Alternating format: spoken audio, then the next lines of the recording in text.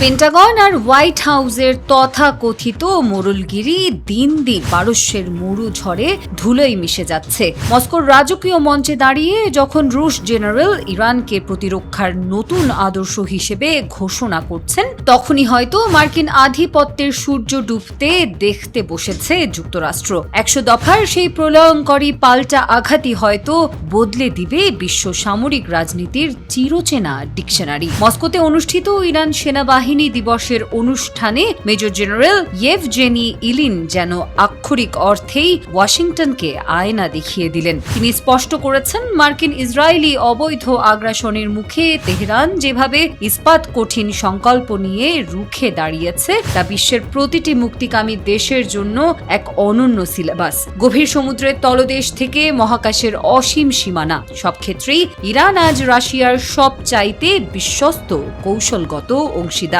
রুশ সমরনায়কদের দাবি, তেহরান কেবল নিজের মাটি রক্ষা করেনি, বরং সুপার পাওয়ারের আধুনিক মারণাস্ত্রের দম্ভকেও ডাস্টবিনে ছুঁড়ে ফেলে দিয়েছে। কিন্তু মুদ্রার উল্টো পিঠে লুকিয়ে আছে ওয়াশিংটনের এক কদর্য ইতিহাস। মিনাবের প্রাথমিক বিদ্যালয়ে 170 জন নিষ্পাপ ছাত্র শিক্ষককে হত্যা করে আমেরিকা যে কলঙ্কিত অধ্যায় লিখেছে, তা আজ বিশ্বমঞ্চে ধিক্কৃত। তেহরানের দাবি, তারা যখন কেবল সামরিক স্থাপনায় আঘাত হেনে নৈতিকতার চূড়ান্ত পরিচয় দিয়েছে, তখন আমেরিকা আর ইসরায়েল মেতে ছিল বেসামরিক রক্তপাতে। ট্রাম্পের ফাঁকা আস্ফালন নাকি পুতিন শি জিনপিং এর নতুন বিশ্ব মেরুকরণ? জয় হবে কার?